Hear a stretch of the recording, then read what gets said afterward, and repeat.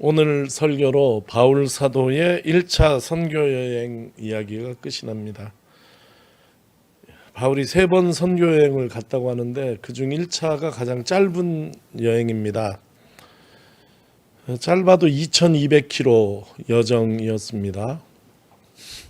2200km를 바닷길 그리고 도보로 이렇게 여행을 했어요. 이 이야기가 사도행전 13장과 14장에 실려 있는데 제가 부족해서 13장, 14장 설교를 다 했는데 별로 남는 게 없는 것 같아요. 이 선교여행에 대한 인상 굉장히 희미하게 남는 것 같아요. 그래서 바울 사도에게 미안한 마음입니다. 그래서 오늘 두 가지 작업을 이 설교를 통해서 해보려고 합니다. 하나는 바울의 여행을 조금 현실감 있게 생생하게 여러분 마음속에 좀 새겨드리려고 해요. 그건 뭐 다른 건 불가능하고 지도를 통해서 어디에서 어디로 이렇게 갔다는 것을 가슴에 좀 새겨드리고 싶습니다. 그리고 두 번째는 바울이 거기를 왜 갔는가? 이 질문에 좀 대답을 해보려고 해요. 바울 사도는 거기서 무엇 하기를 원했는가? 이 이야기에 답해 보려고 합니다. 부디 이 설교가 좀 여러분 가슴에 어떤 영감을 주는 설교면 좋겠습니다. 이거 PPT를 주십시오. 예, 고맙습니다. 오늘 설교 제목은 바울 사도는 무엇을 하기 위해 여행하였나 이렇게 됩니다. 처음 이야기하고 싶은 곳은 시리아 안디옥인데 이 시리아 안디옥이 옛날엔 시리아인데 지금은 이 안디옥도 튀르키예 영토입니다. 시리아와 붙어있는 튀르키예 영토예요. 옛날엔 여기를 시리아의 수도 이렇게 봤습니다. 오늘날 이름은 튀르키예 오늘날 도시 이름은 안타키아입니다. 안타키아. 이 안디옥이라는 데가 안디옥이라는 이름이 우리로 한국말로 하면 무슨 옥 같잖아요. 옥. 근데 이게 사실은 안티오코스라는 사람 이름에서 온 거거든요. 안티오코스는 셀루코스 왕조의 그 헬라 제국의 왕이었기 때문에 안디옥이라는 이름을 가진 도시가 많아요. 왕의 이름을 딴 도시가. 그래서 특별히 이제 이 시리아 안디옥이라고 하면 특정 지역을 얘기를 하는 것입니다. 제가 저기 표시해 놨어요. 지금 이름은 안타키아입니다. 저 레바논 여기 더 밑으로 가면 예루살렘이 있는 곳이에요. 이 바다는 지중해 바다입니다. 여기가 지금 우리가 보는 이 지도는 변하지 않게 오늘 설교의 무대가 되는 곳입니다. 저 안타키아 옛날에 안디옥이라고 불렸던 저곳은 셀루코스 왕조의 수도였습니다.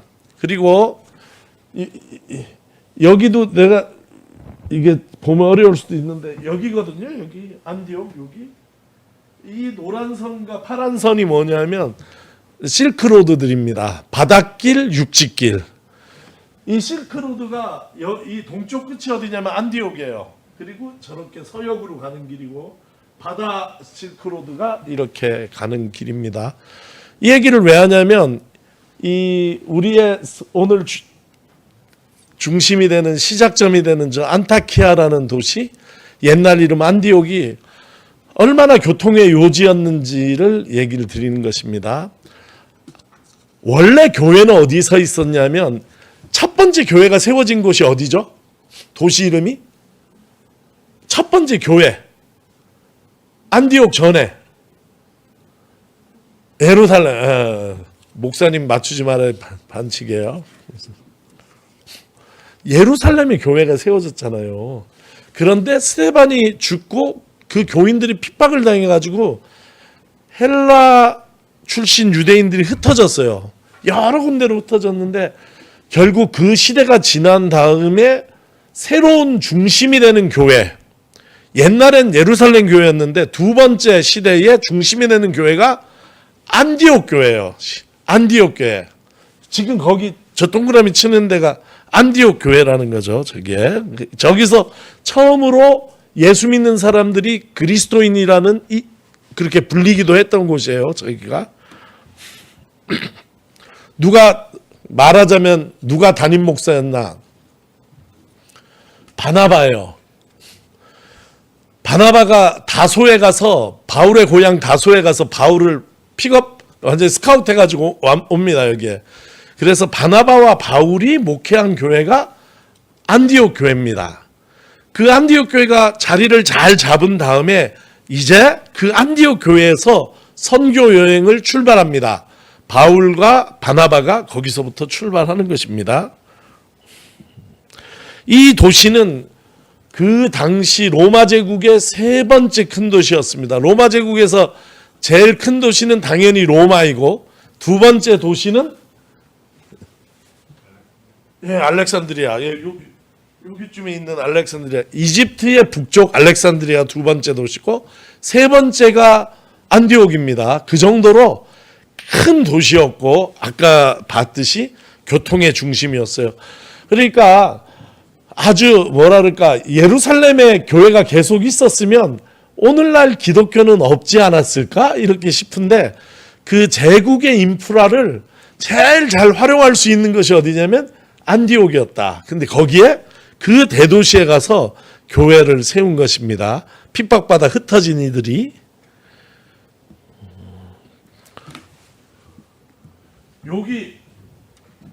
여기 알레포라는 도시 딱 보니까 눈에 되게 익잖아요. 전에 시리아 내전의 격전지가 알레포였는데 그런 아주 이 역사의 현장 한복판에 있는 그 실질적인 도시 안티키아 여기에 교회가 세워졌고 거기가 선교여행의 출발지였다 하는 것입니다. 두 번째 기억해야 될 도시는 섬입니다. 키프로스, 사이프러스, 구브로 이런 게 진짜 어려워요. 성지순례 가이드 하면 제일 힘든 게 이런 겁니다. 키프로스는 헬라어 발음이에요. 사이프러스는 영어 발음입니다. C를 사이로 읽고 Y를 그러니까 하여간 그래. 그리고 한국말하고 너무 또 동떨어져 있잖아요. 한국말은 구브로. 완전히 세 개가 딴 도시 같지만 실제로는 한 지명을 이야기하는 것입니다. 키프로스라고 읽겠습니다. 여기에 있어요. 여기에 키프로스. 저 섬도 지중해에서 세 번째로 큰 섬입니다. 제일 큰 섬이 시실리아고 두 번째 큰 섬은 기억할 거 별로 안 유명하고 세 번째 큰 섬이. 근데 딱 여기 위치를 보니까 이쪽 페르시아 대륙하고 이 서쪽을 잇는 굉장히 중요한 해로 중심지 같잖아요. 실제 그런 역할을 했습니다. 바울은 저기 안디옥을 떠나서 키프로스로 제일 먼저 들어갔습니다. 왜 들어갔나? 배를 타고 갔기 때문에 여기에 들어간 것도 있고 그 다음에 바나바의 고향이 여기입니다. 바나보는 키프로스 사람이에요. 여기 가서 먼저 여기서 복음을 전하는데 동그라미 오른쪽은 신람이라는 항구고 왼쪽은 바보라는 도시예요. 이 바보가 키프로스의 주도입니다. 이 바보에 가가지고 서기오 바울이라는 총독을 전도를 합니다. 첫 번째 전도해요. 첫 번째 선교여행 떠나서 처음 전도한 사람 총독이에요. 굉장히 커다란 도전이자 실험입니다. 이게 이 가난한 자들의 복음이라고 할 수 있고 노예와 종들의 별로 배운 것 없는 사람들의 복음이라고 할 수 있는 예수 그리스도의 복음이 총독에게 들어갈 수 있을까 해서 복음을 전했는데 대단한 일이 있었어요. 그 엘루마라는 마술하는 사람이 즉 이 총독 옆에 있는 주술하는 종교인들이 엄청 반대를 해가지고 어려움을 겪었지만 결국은 여기서 성공을 했다는 이야기가 나옵니다. 근데 재밌는 거는 그 총독의 이름이 바울이거든요. 근데 이 바울을 전도한 다음에 성경은 사울을 바울로 불러요. 바울이 처음으로 바울이라고 불린 것이 서기오 바울을 전도한 다음에요.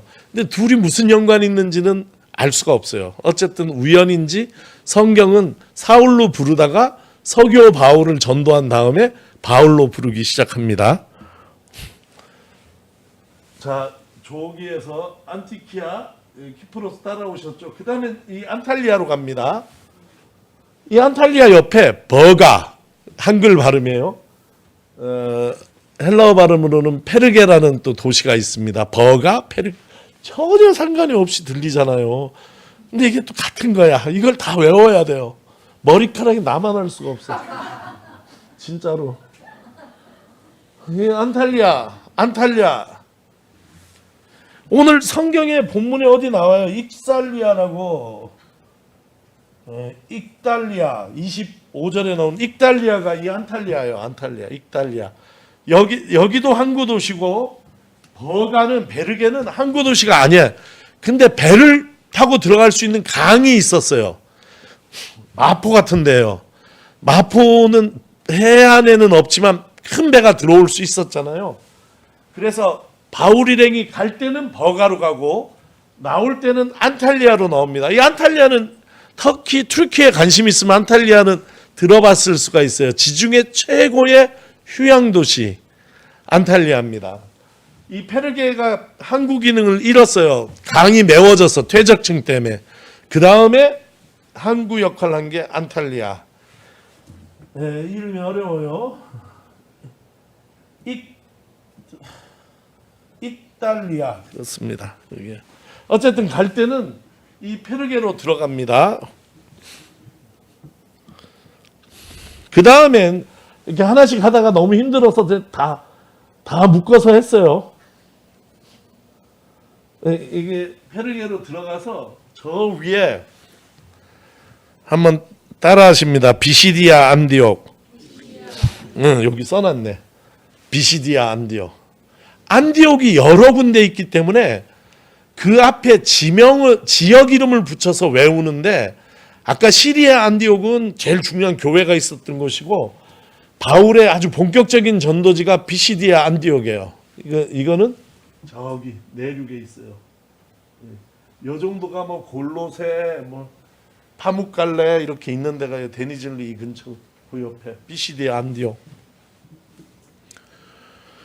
이 비시디아 안디옥은 되게 재밌는 그 역사가 있는데 이 셀루코스 왕은 이제 알렉산더 다음에 나눠진 헬라 제국 중에 하나인데 요 동네 사람들이 반란을 일으켰어요.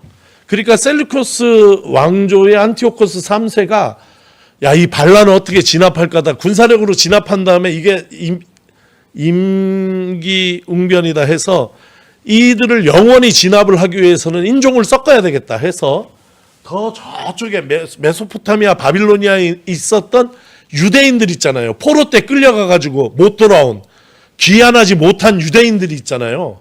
바벨론 포로기 때 그 유대인들 중에 2,000 가구를 옮겨와서 여기다가 이주시킵니다. 이 일대에다가. 그래서 비시디아 지방에는 유대인들이 굉장히 많은 유대인들이 거기에 있게 됐어요.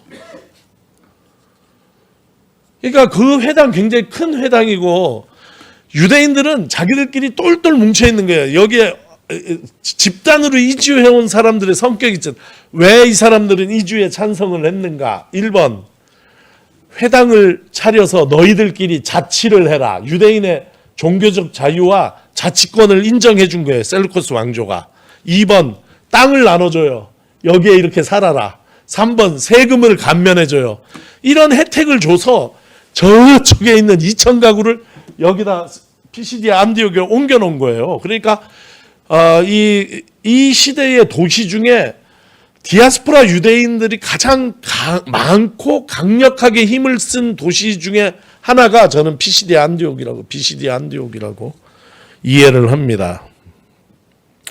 저기를 뭐라고 부르냐면 저 지금 있는 일대를 뭐라 부르냐면 갈라디아 지방이라고 불러요. 그래서 갈라디아 성경의 모든 지명은 도시거든요.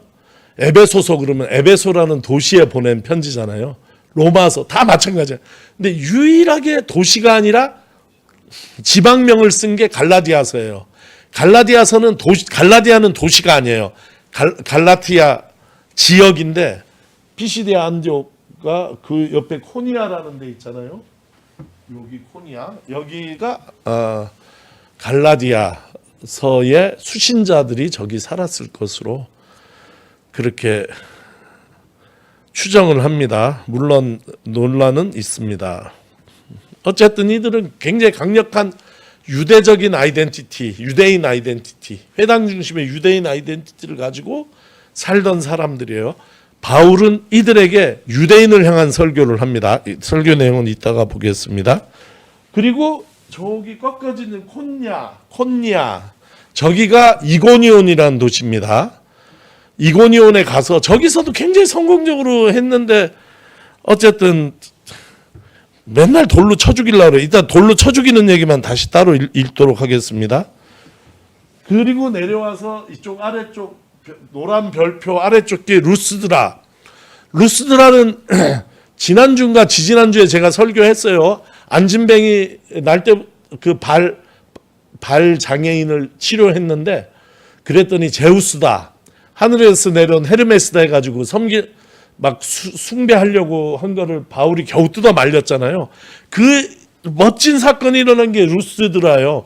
근데 저기서는 그 사건이 일어났음에도 불구하고 얼마나 능력 있는지 보여주고 막 사람들이 제우스 신전에 데려가서 숭배하려고 했는데도 그 사람들이 마음이 금방 변해가지고 돌로 쳐 맞아서 바울이 거의 죽을 뻔해요. 그것도 이따 읽어보겠습니다. 그리고 그 끝이 더베라는 데예요. 너무 작은 지명들이고 지금은 루스드라도 제가 지난번 얘기 드렸죠. 땅 속에 있어요. 아직 발굴도 안 돼서 골로새처럼 고대 도시가 땅에 묻혀 있는 상태라 아무것도 없어요. 그래서 이렇게 바울 사도 갔다. 오늘 본문이 그 역순으로 더베, 루스드라, 이오니온, 안디옥, 그 다음에 요 안탈리아예요. 그 다음에 여기 다시 거쳐서 다시 안디옥으로 돌아왔다. 이 얘기를 성경이 하고 있는 거예요. 제가 오늘날의 튀르키예 지명, 그 다음에 키프로스 지명, 키프로스 남북으로 분단돼 있죠. 이런 지명을 쓰면서 지금 이야기를 드리는 이유는 이 바울 사도의 선교 여행이라는 것이 조금 오늘 현실적으로 역사 속의 사건으로 조금 더 다가오기를 바라는 마음으로 이렇게 얘기를 드렸고, 적어도 사도행전 13장 14장에 그려져 있는 이런 바울의 선교, 일련의 선교적인 여행, 이 사건들이 각자 고립돼서가 아니라 요런 흐름 속에 있다 하는 것이 여러분 마음속에 좀 새겨지면 좋겠다 하는 그런 마음이에요. 나도 자신은 없는데 한번 한글 이름으로 한번 해봐요. 출발지가 안디옥, 그 다음에 키프로스라고 합시다. 키프로스, 전도한 데는 바보예요. 그 다음에 여기가 버가, 저 위에가 또 안디옥, 그 다음에 이고니온, 루스드라, 더베. 이거 한글로도 어려운데 또 이거 헬라어로 하고 또 영어로 하고 영어가 아니라 지금 오늘날 지명, 옛날 지명 정신이 없어요. 한글로라도 잘 외우면 좋을 것 같아요. 이 길이가 얼마냐면 2200km예요. 2200km를 다닌 것이에요. 여기 다녔을 때에 성경은 좋은 일도 있고 나쁜 일도, 열매도 있고, 열매에 대한 얘기도 해요. 그러니까 개종한 사람, 회심자들이 나왔어요. 그 얘기 말고 도시를 어떻게 떠나게 됐는지를 읽어보겠습니다. 이 장면은 비시디아 안디옥을 떠나게 된 이야기입니다. 같이 읽습니다.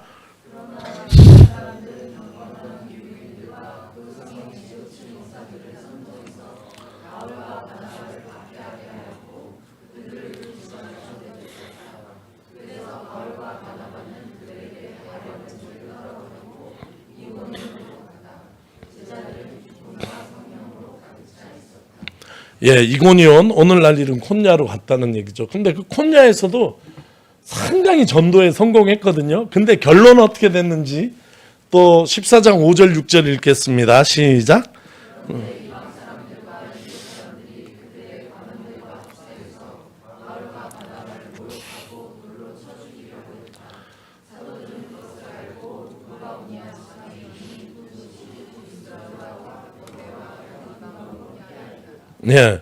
그리고 이제 루스드라로 갔거든요.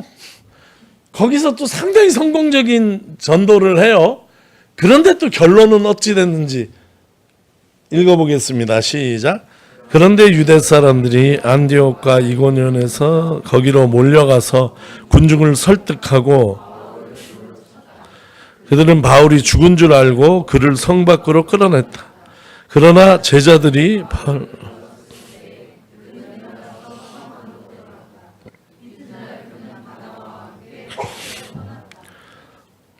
봐요. 이거 이 사람들이 몰려왔다는 거 아니에요.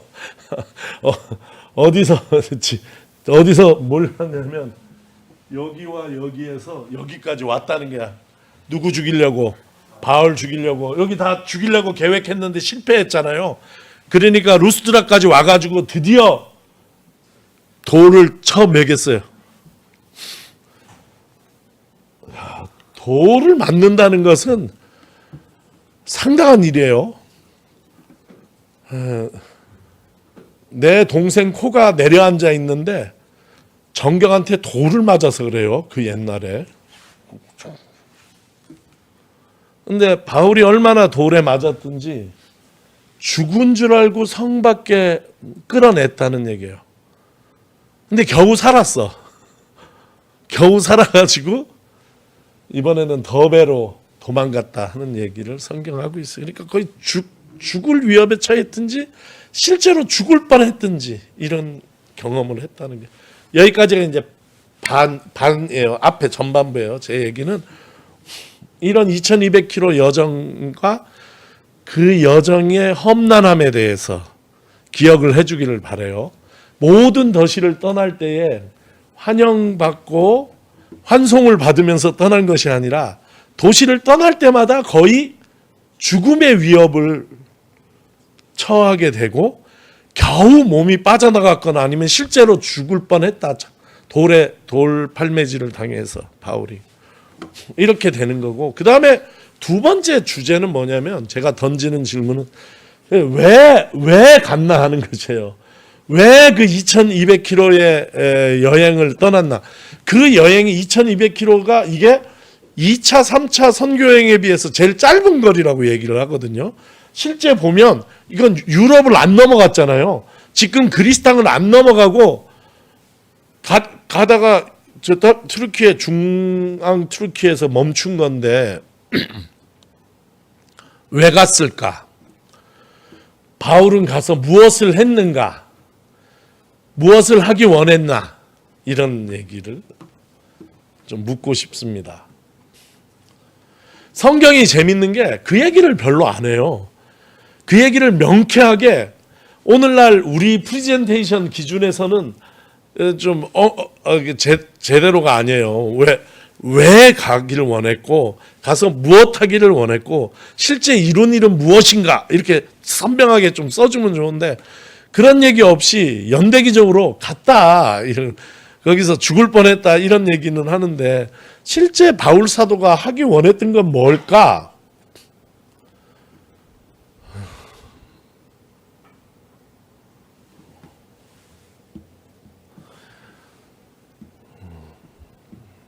제가 그 힌트를 성경 세 군데에서 가져왔어요. 두 군데는 뭐냐면 바울의 설교, 하나는 유대인들에게 행한 설교문이 있고 하나는 이방인들에게, 루스드라에서는 이방인들에게, 얼마나 이방화됐으면 제우스다 막 이랬잖아요. 그러니까 루스드라는 대표적인 이방인 도시로 봐야 돼요. 비시디아 안디옥은 대표적인 유대인, 아까 설명했듯이 유대인 걸로 봐도 거기에 설교를 한 번씩 했는데 그 중에 핵심 구절을 제가 가져왔어요. 그걸 한번 볼까요? 유대인에게 한 설교, 비시디아 안디옥에서 한 설교예요. 이걸 읽고 이걸 빨리 요약해 봅니다. 시작. 그러므로 동포 여러분, 바로 이 예수로 말미암아 여러분에게 죄 용서가 선포된 것을 알아야 합니다.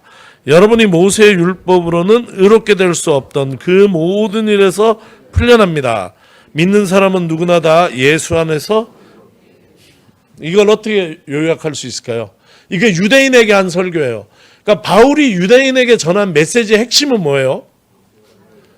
예, 율법의 시대는 끝나고 예수의 시대가 열렸다는 거죠. 이제 율법이 하던 기능, 하나님과의 특별한 관계에 있는 언약, 소위 언약 백성이라고 얘기하는 하나님과의 관계가 율법을 통해서 이루어지던 것이 아니라 이제 그 시대는 끝나고 예수를 통해서 이루어지는 거다. 이 얘기를 하고 있는. 그러니까 제가 요약을 하면 율법 대신 예수다. 이렇게 얘기를 하겠어요. 율법을 통해서 하나님의 의가 이루어지는 저 왔는데 그것이 아니라 예수를 통해서 이루어지는 시대가 됐다는 거죠.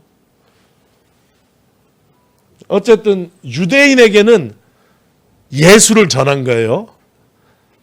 율법을 가지고 있던 유대인에게는 예수를 전한 거예요. 이방인에게는 뭘 전했을 것 같아요? 이방인은 아직 2단계가 아니야. 그러니까 이거 우리 읽은 거예요. 이거 읽었는데 그래 또 읽어봅니다. 시작. 우리가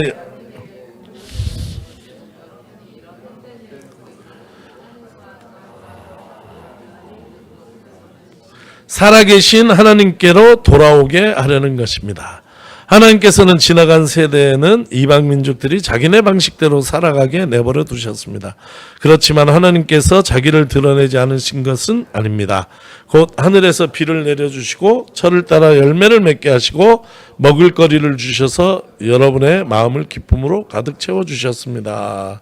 핵심은 뭡니까? 창조주 하나님께 돌아오라.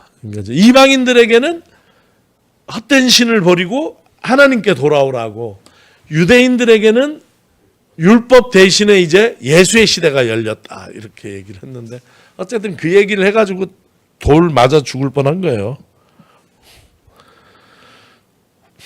이거를 설명하는 게 제 오늘 설교가 아니에요. 이거는 이 메시지대로 율법 대신 예수, 하나님께 창조주 하나님께 돌아오라, 이건 그냥 두겠어요. 설명하지 않겠어요. 제가 오늘 좀 주목하기 바라는 것은 이것을 바울 사도가 갈 때 선포를 했거든요. 가는 길에 비시디 안디옥에서 얘기를 하고 이고니온에서 얘기를 하고 다 선포를 했어요. 근데 오늘 본문은 14장 마지막 부분은 어떤 부분이냐면 똑같은 길로 돌아오면서 바울 사도가 뭘 했느냐를 담고 있어요. 그 얘기가 제가 하고 싶은 얘기예요. 보겠습니다. 오늘 본문이에요. 오늘 21절에서 28절인데 21절에서 23절 똑같은 길을 그대로 되돌아서 오면서 바울 사도가 무슨 일을 했는지 살펴봅니다. 시작.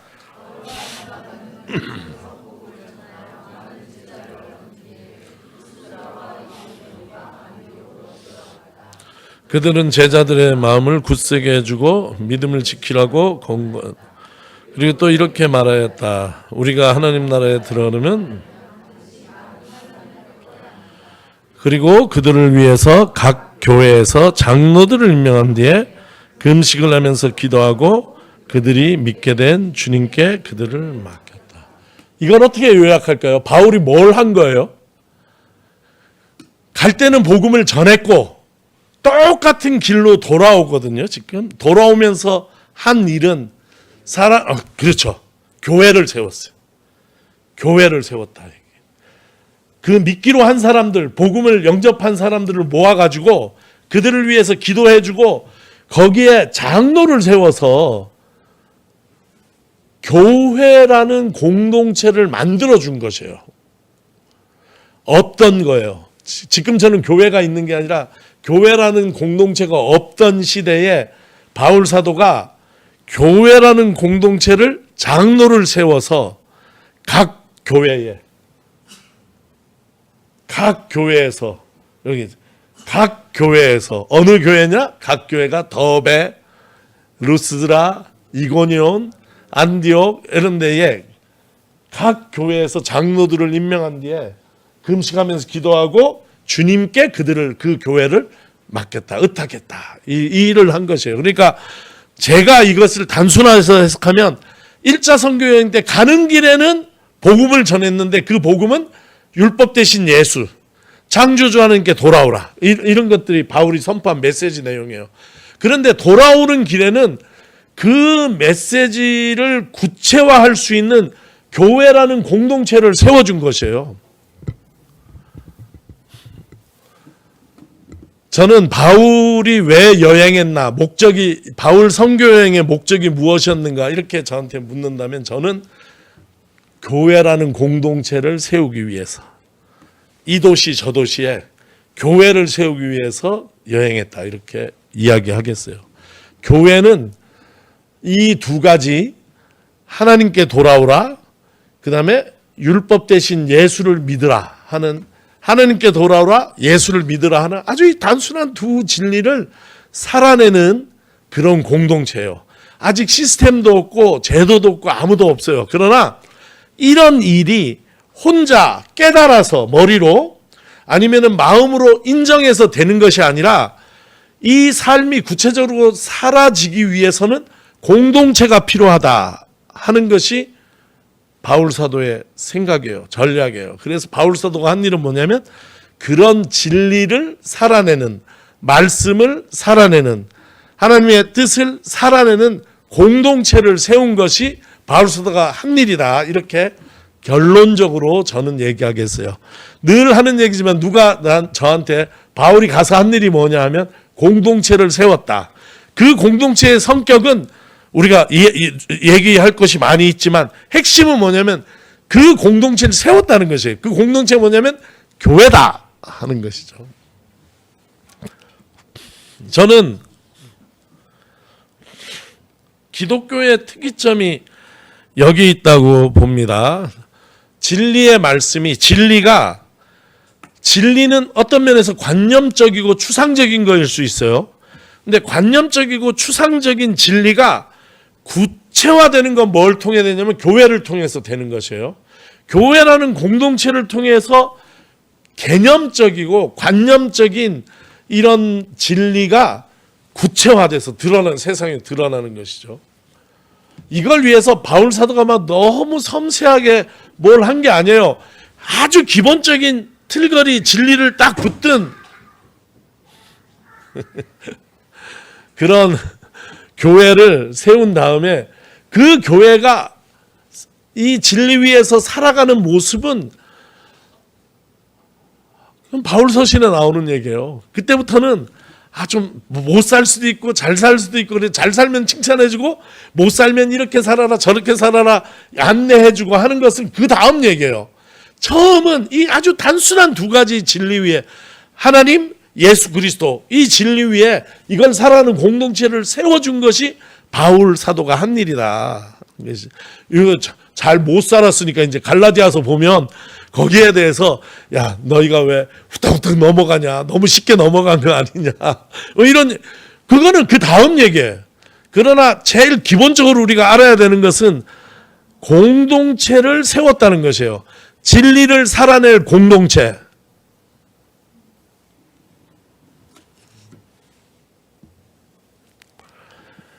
하나님을 안다는 게 뭔지, 예수를 믿는다는 게 뭔지, 이런 것들은 개인이 대답하는 것이 아니라 공동체를 통해서 살아내고 사라지는 것이다 하는 것이 바울이 뜻한 것이란 얘기예요. 우리 교회도 그 연장선에 서 있어요. 교회는 그러므로 오늘날 같이 교회가 너무너무 그 위신이 추락하고, 누가 어디서 예를 들어서 여러분이 부동산에 가가지고 집 계약을 하는데 그 부동산 사장이 교회 다닌 사람이라 그러면 마음이 편해요, 불편해요? 옛날 마음이 편했거든. 요새는 약간 더 의심이 가는 경향도 있고 약간 그래요. 정치적으로나 경제적으로나 문화적으로나 하여간 교회라는 곳에 위신이 땅에 떨어졌어. 그것은 전적으로 목사들의 욕심 탓이라고 저는 이야기하겠어요. 목사들이 교회로 이 복음의 순수함을 살려서 교회로 키우지 못하고 교회 안에 막 사심이 들어가는 게 있어요. 사심이. 교회에 돈이 쌓이고 얼마나 쌓이는지 몰라요, 교회에. 근데 절보다는 좀 덜 쌓일 거다. 이번에 무슨 재윤이하고 봉은사인가? 재윤아 봉은사였나? 아유, 거기는 훨씬 더 벌긴 하는 것 같더라고. 근데 아이고, 거기도 근데 교회라는 데도 돈이 쌓이고 이러면은 돈 욕심이 나고 타락하고 이걸 더 지킬 수 있게 정치적으로 결탁하고 이번에 통일교 사태가 보여주듯이 근데 그 통일교가 한 것인데 교회가 그걸 안 했으리 교회가 그걸 했죠. 교회는 안 하고 통일교만 했다 이렇게 얘기하기 어렵잖아요. 너무 잘 보여주는 거잖아요. 종교가 어떻게 타락하고 종교가 어떻게 정치하고 결탁을 해가지고 종교 본연의 순수성을 잃어가고 진리를 잃어가고 교회가 어떻게 권력과 돈벌이의 수단이 되는지를 너무 잘 보여주는 것이잖아요. 근데 교회는 그러면 안 되잖아요.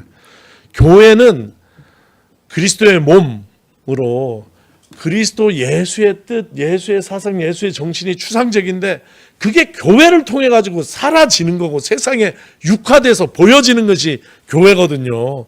그러니까 바울 사도 가면서 진리를 선포했지만 그 진리를 선포한테 그친 것이 아니라 그 진리를 살고 그 진리를 그 지역사회에서 보여줄 수 있는 공동체를 만들었다 하는 것이 중요하고 너무너무 귀하잖아요. 그러니까 아무리 교회가 오늘날 교회가 타락했다 해도 우리가 교회를 업신여기고 교회를 함부로 생각하면 안 되는 것이다. 그러니 교회가 귀하니까 그런 일들 속에서 교회가 타락한 것에 대해서 너무너무 마음 아파하면서 이 교회를 바로 세워야 되겠다. 어떻게 바로 세우냐. 우리 주님은 10명의 의인만 있어도 좋게 봐주신다고 했으니까 우리 주님은 구루터기 같은데 나는 새싹을 아름답게 봐주시는 분이니까 우리 교회라도 똑바로 정말 이 바울이 세운 이런 교회들처럼 진리를 실천하는 공동체로서의 교회, 이런 교회의 모습을 우리가 회복하는데 우리라도 애를 써야 되겠고 세류와 시류에 휩쓸려서 교회를 우습게 알고 가볍게 아는 것이 아니라 신앙생활에 있어서 교회가 정말 필수적이라는 데 대해서 분명히 깨닫고 교회 중심으로 신앙생활하고 교회 중심으로 하나님께 돌아오고 교회 중심으로 예수를 믿는 우리의 신앙과 교회가 분리될 수 없다는 것을 이 바울 사도가 한 일을 통해서 좀 분명하게 우리 깨닫고 더욱 교회를 위해서 기도하고 더욱 교회가 똑바로 서고 이 세상 안에서 그리스도의 현존으로 역할할 수 있도록 우리가 작은 힘들 모아낼 수 있으면 좋겠다 하는 것이 1차 선교 여행을 다 읽은 제가 전하고 싶은 메시지입니다. 여러분도 바울의 교회를 세웠다는 이 말씀을 깊이 마음에 묵상하시면서 우리 교회를 통해서 하나님이 원하시는 교회의 본이 좀 세워지기를 바라는 그런 마음에서 여러분 같이 마음을 좀 쫙 모아주시기를 우리 한 마음이 되자고 간곡히 호소드립니다. 주신 말씀 묵상하며 기도하겠습니다.